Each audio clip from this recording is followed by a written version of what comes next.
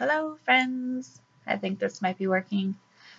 I wanted to do the video this way because I think the whole live thing was kind of freaking me out and making me put off what I know that I need to do, which is talk to you about multiple sclerosis and my diagnosis. I hope this lighting is okay. I'm going to turn it a little bit because it's hard to find a place that doesn't hurt my eyes and has enough light, because I have a lot of light sensitivity with MS as well. So what is multiple sclerosis? Multiple stands for many. Sclerosis is scars. So that is many scars in the central nervous system, which is the optic nerves, brain, and spinal cord. The best way to describe it is if you visualize your phone charger cord getting damaged, and you can kind of see the inner workings of the cord. That outer coating is like the myelin sheath in the central nervous system and the nerves. And that gets damaged by the immune system, which has sort of an inflammatory response in the body and attacks the myelin sheath, creates damage, and then the brain has difficulty sending messages to the rest of the body, which then outwardly affects ability, walking, balance. You can have vision issues, a lot of cognitive issues, which unfortunately I experience. Blurred speech, stumbling among words, forgetting things, down to the big one is numbness and tingling in the limbs or the whole body, limb weakness, and I mean the list goes on and on. Essentially any function can be affected by MS because we're dealing with the central nervous system, which is the communicator to the body. So how was I diagnosed? If I go back to after Portia was born, I was having bouts of dizziness, and they were sort of mildish and at first a little infrequent, and then they kind of sort of started happening more frequently. And it was enough that I was vocalizing this to my husband, and we both sort of thought I had low iron associated with women's stuff, and it was easily brushed aside because it wasn't too debilitating. And I was also experiencing some vision disturbances and some vision loss. Again, I was sort of self-diagnosing that as migraine issues. I was never having headaches, but I thought I was having silent migraines, which, I had heard was a thing. Migraines are very prevalent in my family. So I kind of was just ignoring a multitude of things.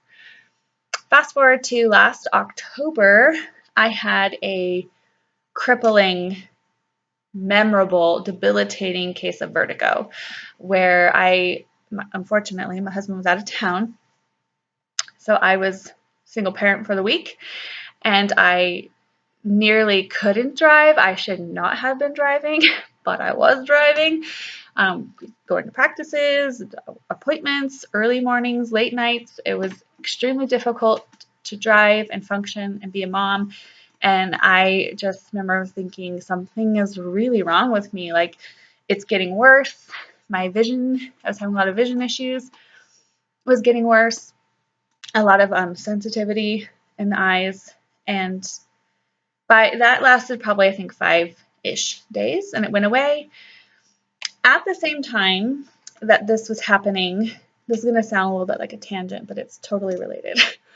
I had been following a mom on Facebook or the internet who had sort of gone viral with her story of cervical cancer. Her name was Megan Zipper. She last October found out that it had spread in her body, and she had 6 months to a year to live. And she had 3 small children. She was 25, and it was just a very moving story to me.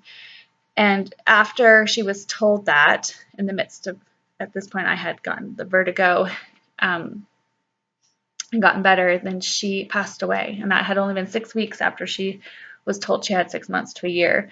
So it was very fast. And that kind of jolted me out of my denial that I really needed to take my health seriously. Like I knew something was wrong in my body, and I was choosing to ignore it.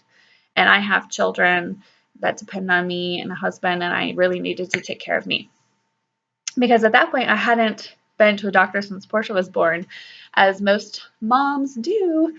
I, had all my prenatal care for the baby, and then as soon as they're born, you're just kind of like, we'll go to the doctor. And when we moved to Montana, of course, I made sure everybody had a doctor. Husband had a doctor, all the kids had a doctor, but I never got set up with primary care, so I didn't have anywhere to go. But when Megan passed away, her family was asking for women to step up and take their health as a priority, get checked, be your own advocate, and I committed to them and to myself that I would do that I would make an appointment. And at the time I was still thinking this was like low iron or a B vitamin deficiency, something that we could easily sort of diagnose and treat and move on. And then the holidays come, and we're all so busy, right? We're busy, but I still was thinking in my mind, okay, New Year, I'm gonna take care of this.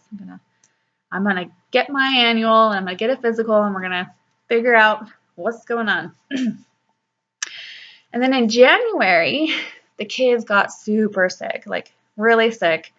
I'm pretty sure we had the flu. We did have flu vaccines, but we've had flu before, and it was atrocious, and it wasn't that bad, so I think the vaccine helped us not get that bad. I'm not having a vaccine debate, so don't even go there. By the end of the kids getting better, I got sick with whatever they had. They had actually ended up having some strep too. Excuse me. I have something in my throat. So I got really sick, like really, really sick. And right on the tail end of me getting better, it was now the beginning of February. I woke up one morning, was taking a shower, getting ready for work, and it was in the shower that I realized my hands were numb. They were just like asleep. They felt like they were asleep. And I thought, that's weird. My hands are numb.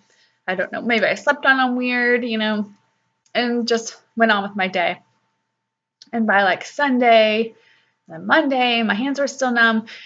It slowly started gaining in intensity to the point where it felt like, when you sit on your foot and it falls like completely asleep, or, like you did when you were a kid because you're just so busy doing whatever, you don't really realize it. It fell completely asleep. This is what it felt like. And right when you stand up, when all that blood kind of rushes in, that intense feeling that's almost you could describe as painful, but it's just stumbling on my words. It's very uncomfortable, right?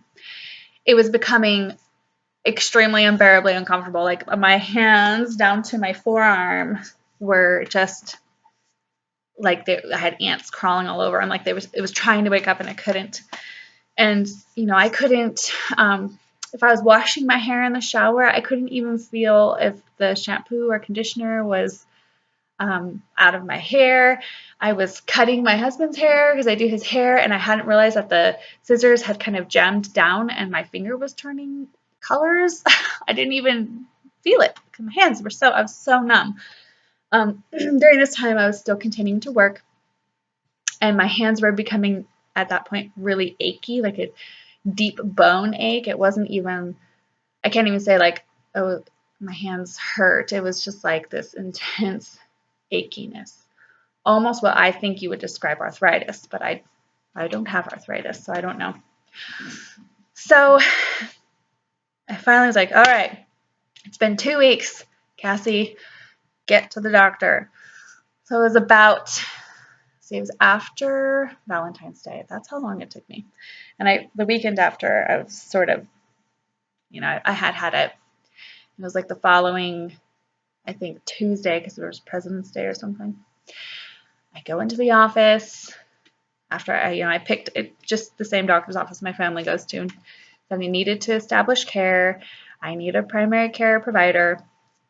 Picked a provider, got booked for my annual, which at this point they were booking out April 6th, which was a long time, but I felt happy that I had made that appointment. I was doing something, kind of like a weight was off my shoulders. And the secretary was kind of wrapping that up. And I said, I have kind of an acute problem that I need to be seen for. I don't know if you can squish me in sometime the next week or two, but my hands have been numb for 2 weeks and it's getting really annoying and it's getting more painful and uncomfortable. And she was kind of She got up, went and talked to the doctor, came back out and said, can you come back at 1 o'clock?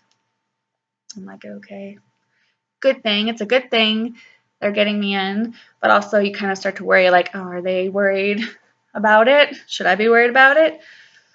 So I took Portia to lunch, came back, and, we talked about it, talked about some of my past symptoms that I just instinctively knew were linked, which was a lot of vision loss. I mean, this vision loss had been going back to when I was 25. I was waitressing, and I distinctly remember standing there taking their order, and all of a sudden my vision went whoop, and I couldn't see anything past, like, no peripheral vision. And that lasted a little while. So the vision issues, the numbness and tingling that I was experiencing, that was now also kind of occurring in my legs at that point, and the vertigo and the dizziness.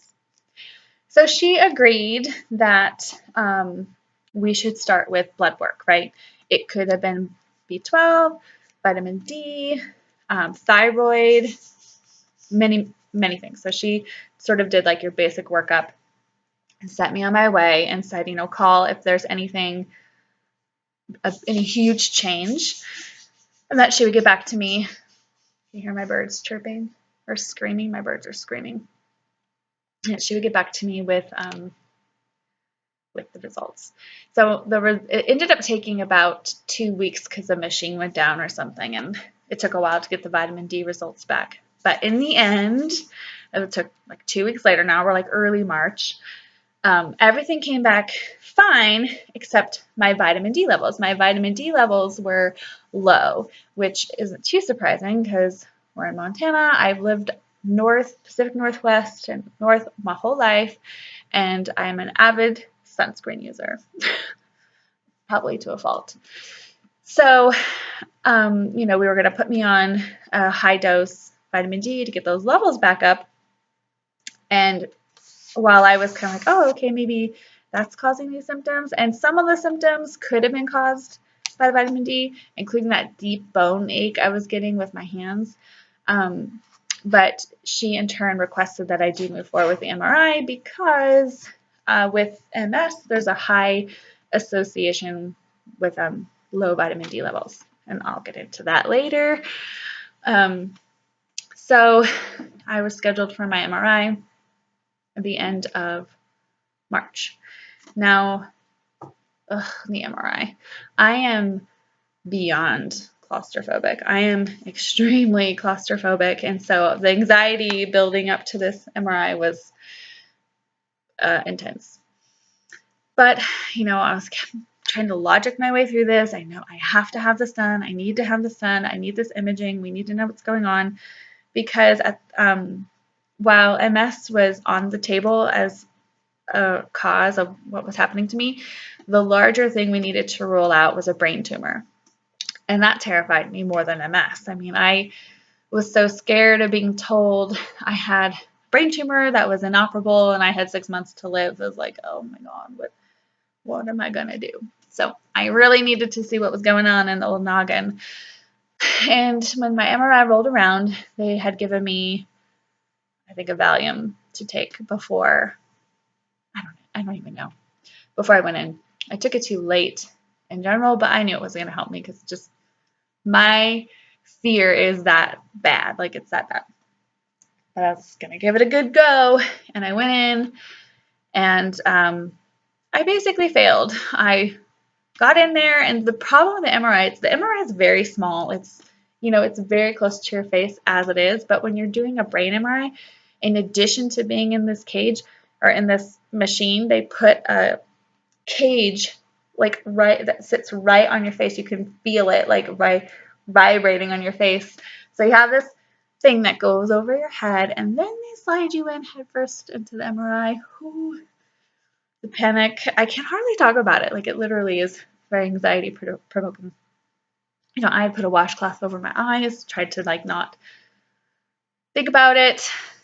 Long story short, about midway through, I'm pushing the panic button, like, get me out of here, get me out of here.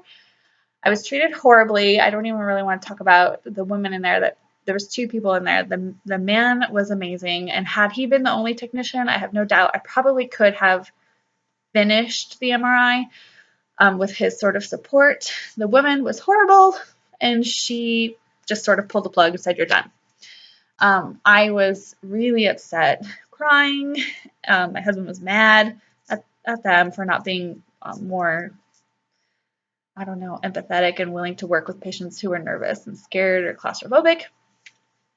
And I felt like a huge failure, and I was so upset because I knew I needed it done, and I knew I needed these images done. And some of you might remember that night I posted a very weird Facebook post about I failed. I feel like a failure because I am an overachiever, and I typically just do what I have to do in life to get something done, and I do it well, and I just couldn't do it. I couldn't do it, and it just upset me. It upset me a lot. And I waited. Okay, so the next day my doctor calls, and she didn't know why the images weren't complete. I never got to the point with contrast. Because they do the MRI with and without contrast. So, sorry, lost my train of thought. That happens a lot to me. So she calls and she says, "Okay, I explained to her why the MRI was incomplete, and she said that makes sense. I didn't know. I was wondering why the radiologist said the report was incomplete, but from what we did get, because I was in there for about 10, 12, maybe 15 minutes. From what they did see, they did not feel like there was any evidence of a tumor." I was flooded with gratitude. Flooded. I just was like, okay, whatever she's about to say next, I can handle. Like, I'm not dying, I don't think. I don't have a brain tumor. Check. Yay. And she said, but unfortunately, we do see several patchy areas in your brain, which we can call lesions, and a large measurable lesion in your spinal cord, in your cervical spine. Okay. At that point, I felt a little bit, it's odd, like this sense of relief because I knew something was wrong, and it's sort of like that validation that I was right. And then also, obviously, I was scared because I'm like, all right, what does that mean for me? Does that mean I have MS? What does that mean? So she said, we need to do the MRI. We need to complete the MRI. We need to have it with and without contrast because we can see active lesions and inactive lesions on different, past damage, new damage. And I told her, I can't do it. Like, I really can't do it. Unless you're going to knock me out, I can't do it. And at that point, she said, oh, we're going to sedate you. Hallelujah. Yay. That's the only way I'm going to get this bad boy done is if you put me out. So let's see if I can speed this up a little bit. So we scheduled that. That took a while to schedule. In the meantime, by that point, actually this was before I had the MRI. I had developed 2 new symptoms that were, one of them had been there, but I've been ignoring over the years, but it sort of like, it increased. Its intensity increased to the point where I could ignore it anymore, and that was my heat sensitivity. Doing dishes, giving the little girls a bath, taking a shower, anything that was hot on my body would send me sort of into a very weird, it's so hard to describe. The numbness and tingling intensifies incredibly to the point where it feels painful. The fatigue out of nowhere, like when you're coming out of the shower, you feel like you've been drugged.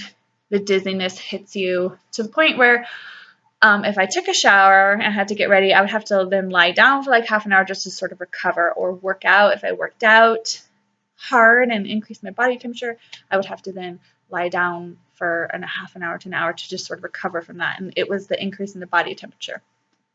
So that was a symptom. And then I had developed Lemaire's sign, which I didn't know what that was called. And I might be saying that wrong. Lermites? Might be Lermite. Lermaire. Tomato. And I remember I was wrapping, right before Portia's birthday, I was wrapping her presents, sitting on my floor, and I leaned forward, and when I leaned forward and put my chin to my chest, I felt this super intense shock that went down from the base of my brain, down my spine, all the way down the back of my legs and shocked into my feet. And I was like, what the heck? And from that moment, I could and can still provoke that sensation, although it has decreased in severity since the spring. If I put my chin to my chest, it'll happen. I'll get that Lemaire's sign. It just buzzes. And sometimes it's more intense and more painful. And sometimes I think I might be just getting used to it. Like I just sort of avoid that range of motion. Anyway, so those, if you look those up, the heat sensitivity is called Uthoff's sign. I think it's Uthoff's sign, and it's known as the hot bath test, which is what back in the day, way before we had MRIs and spinal taps and all these things, this is how MS was diagnosed, was this heat sensitivity. They throw you in a hot bath, and if your neurological symptoms went haywire, it was like a likely MS, actually. I don't know if they called it MS back then. I'll have to look that up. And so I had that, and then Lemaire's sign is heavily associated with MS. There's a few other reasons why you could have it, but it's like has MS written all over it. So at this point, with my lesions that I knew I had and the other symptoms, it was looking, walks like a duck, talks like a duck, must be a duck. It was looking like MS. Okay, so then had the 2.5-hour MRI. Thank God I was sedated. I was still crying before it started because I was so scared. But I had a wonderful nurse, an amazing experience at Advanced Imaging, way better than at Providence, which St. Pat's was horrible to me. And I mean, there's no way I could have gone through 2.5 hours of MRI without being sedated. Got the call about a week later, and the doctor just said, you need to see a neurologist. Everything was pretty much confirmed. They obviously saw a little bit more than they saw in the first one, but it's basically, you need to go see a neurologist. The problem is, the neurology office here is booked out about 6 months. And this was May. Now we're talking May. And she said that they had called a doctor from Virginia to come up and help weed through new patients. He is from Montana, and he has a second home in Polson, so he comes around anyway. And he agreed to come help kind of get through those patients. And she said they'd be calling me, and hopefully he could get me in sooner. So their office called right after I got off the phone with my primary care and said, can you come in tomorrow at 8:30? Again, you're like, yay, you got me in so fast. And then you're like, oh, why are you getting me in so fast? Get in with this doctor, Dr. McCarthy. He is probably will always be the nicest doctor I've ever met. I don't know if many of you have been to a neurologist, but they tend to be kind of dry humor and very like bookish, super smart. And I don't know, just not a whole lot of bedside manner. He was all bedside manner. He looked like he was ready to go fishing. He was really nice. He took the time to just sort of get to know me as a person, and then he, said, why are you here? I told him why I was there. He knew I was there, but he wanted to hear from me. And then he said, has anyone ever said MS to you? And I was like, yeah. We kind of talked around it, and he said, there's a lot of things that we still need to check off the list. We need to make sure you don't have before we diagnose you with MS, but it looks like MS. And he told me the next step was a lumbar puncture, a spinal tap, where in there we can usually confirm a diagnosis after we finish some blood work on some other things we need to rule out. So that was scheduled for the following week. And once again, my husband had to be out of town, always. But my lovely mother and her lovely husband switched around their schedules so that they could be here for me during that process. Meanwhile, I had a huge amount of blood taken where we were screening for everything under the sun. And I've mentioned this before, and I might have missed it in this video, but MS is largely diagnosed by exclusion. You have to make sure it's nothing else before you give the diagnosis of MS. And that can be kind of confusing and frustrating for patients and their loved ones. But if you really think about why do they go through this process, it's really important, and it really has to do with the drug therapies for MS. The drug therapies for MS are highly specialized, very intense, and largely damaging to other parts of your body. It is not something you want to take unless you actually need it. A lot of them can be fatal, and that's kind of this balancing act you're playing when you're picking a drug therapy. But when you think about some of the mimickers for MS, one of the big ones is Lyme disease. Lyme disease looks a lot like MS as far as neurological symptoms, and even on MRI, some of the lesions can look like MS lesions, although some radiologists and doctors are very good at seeing the difference in the kinds of lesions that occur and the locations that they occur. But the treatment for Lyme disease is heavy antibiotics for extremely long periods of time, and the common thread for MS therapies are immune suppressors. So those are very opposite treatment plans. One suppressing the immune system, the other is attacking this infection. And you don't want to be, if you have Lyme disease, you don't want to be suppressing your immune system. That's like the last thing you want to do, right? And there's many more. I mean, I wrote them all down. One of the, I think I would never have thought things that can mimic MS is celiac disease. If you are a true celiac, not like wheat intolerant, but a true celiac, you can get lesions in the brain that look like MS, and it can cause neurological symptoms. So I was screened for celiac. I don't have celiac. There's collagen vascular diseases, certain rare hereditary diseases. There's vitamin B deficiencies can cause MS symptoms. Oh, let's see. Mycoplasms, brain tumor. Well, that's a fun one. Lupus, neuromyelitis optica, sarcoidosis. I mean, the list is really, really long for what was ruled out. Even syphilis was ruled out. A lot of encephalitis, meningitis, infections. At this point, I had been having symptoms for so long. It was very clear I didn't have an infection. I wasn't ill in that way. So then the spinal tap. The spinal tap I was nervous for, but I just kept telling myself, at least it's not a brain MRI. I was really happy not to be in a tube. It was uncomfortable. It wasn't horrible. It was done under radiology, so it was done really well. I was really hydrated, and that helps. It went pretty fast. The recovery was harder than I thought. I didn't get the spinal headache, but I did have back pain for like 2 weeks. It took a long time. And I did make sure to lay flat for almost 24 hours, which is what the key was, to have my mom around.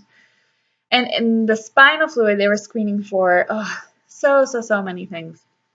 I have my chart, so your lab results kind of come back but via email, and you find things out. This is negative, this is negative, this is in normal range as they're coming in. And I was just shocked at how much my spinal fluid was being tested for. But I was still waiting for the MS profile to come back. And what they're looking for in the spinal fluid is the commonly referred to OBANs.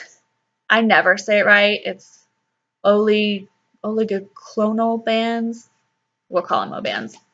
Looking for OBANs in the spinal fluid, the cerebral spinal fluid, which is what bathes the brain and the spinal cord. This fluid, clear fluid, should be clear, that your body makes.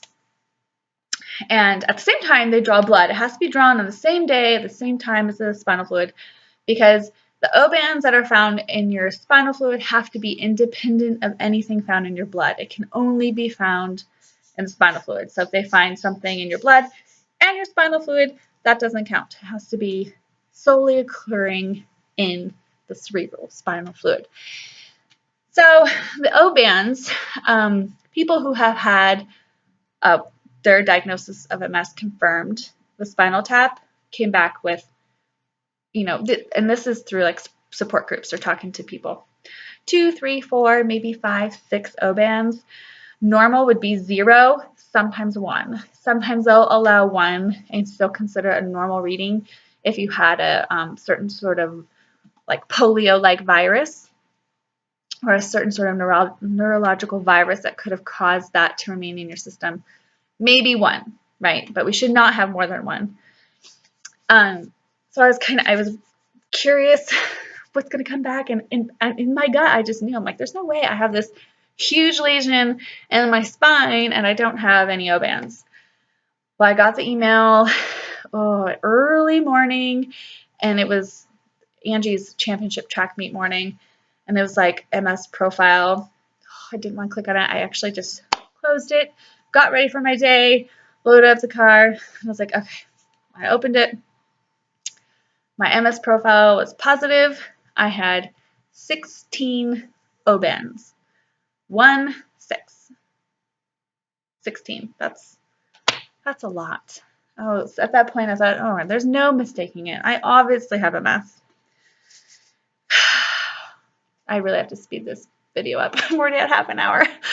Speed it up. The doctors never called. Nobody ever called. And I think Dr. McCarthy was back in Virginia. There was some miscommunication because I was just one of those new patients he was weeding through, who a large majority of them don't end up staying as patients. I called the office and said, hey, I've been waiting to hear from you guys. I got my spinal tap info back, and it says my profile is positive. I have 16 O bands. I really need a follow-up appointment. And the receptionist was so nice, and she just said, oh, honey, I'm so sorry you had to find out that way. Do you want to talk to a nurse? And I just said, no. I mean, it's not going to change anything. At this point, I had had months to digest the fact that I might have MS. And I had an appointment for June 5th. That was another 3 or 4 weeks away, sort of sitting on the idea that I had MS, ready for that appointment to ask questions because I was pretty sure that I was going to get officially diagnosed.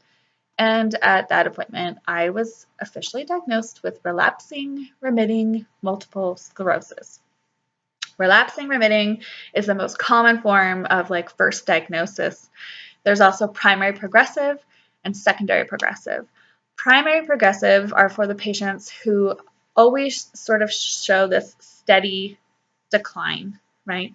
They're never having highs of what we call a relapse and relapsing remitting, or an exacerbation of symptoms, and then like an improvement to, you never really get back to baseline, and then another relapse and you get back. They just sort of always kind of get worse, and it's usually a faster course to disability. Secondary progressive happens to a lot of people who were once relapsing remitting and having these relapses, and eventually turn into a form of like progressive MS. So for me, I was still kind of coming out of this relapse. They can last 3 months, they can last a week, they vary. And so I was really concerned about where my baseline was now and how long I had had this disease unknowingly. Because with 16 O bands, I think with my imaging, who I was, all of the pieces together, we were all a little concerned that I have had this longer than I thought. However, that being said, I'm being diagnosed in a very common age grouping, and most people are diagnosed between the ages of 20 and 50. Women are 2 times more likely. I think it's 2 times more likely than men to get diagnosed. It occurs in all ethnicities, but it's most common in Caucasians of Northern European descent. And that is a link back to that vitamin D. There seems to be a link between vitamin D exposure and MS. That brings me to a question a lot of people have asked me: is it hereditary? I don't think I talked about this already. Sorry if I did. They have not found a true gene or a scientific hereditary link, although you do see it in families. I call it familial. Tends to be a genetic predisposition that they feel is triggered by environmental factors, including vitamin D exposure, maybe toxic exposures, etc., etc. So that's how I got diagnosed. I think I'll make another video about treatment plans because this is a long video. Props to whoever watched it all. Does anybody say props anymore? I am so grateful for everyone who has responded really well and given me great feedback and just been good friends. I knew you all would be. I had a lot to digest over the first part of the year, and then I'm getting to a point where I'm kind of coming out of denial. After I was diagnosed, I went into a big denial phase, and I just lived at the water park all summer. But I know ignoring this is not going to do me any good. And my message to other moms out there is the same as Megan's message, is that you have to go to the doctor. You have to get yourself seen, moms. You can't just keep putting yourself on the back burner. And I'm not talking about like have a ladies' night out. I'm talking take good care of yourself, right? Don't ignore those gut feelings that you have about your own health. I have long I'll save that. That's for another video. There's a whole nother video about sort of my intuition on this level of my health. Anyway, thank you all for watching. I appreciate it. I'm going to make some more videos about MS because I really do want to help spread awareness, and early intervention with MS is key. The therapies for MS are drug modifiers. They're hopefully preventing further disability. If you are diagnosed later, after disability has already set in, there's not a whole lot we can do. Although I have a friend, Christine, if you see this, who told me that they are working in research for remyelinating, like rebuilding up that myelin sheath, which would be amazing. And what we really need is a cure. So thank you for watching. And I'll say this, which is what a lot of patients with MS say: I have MS, but MS doesn't have me.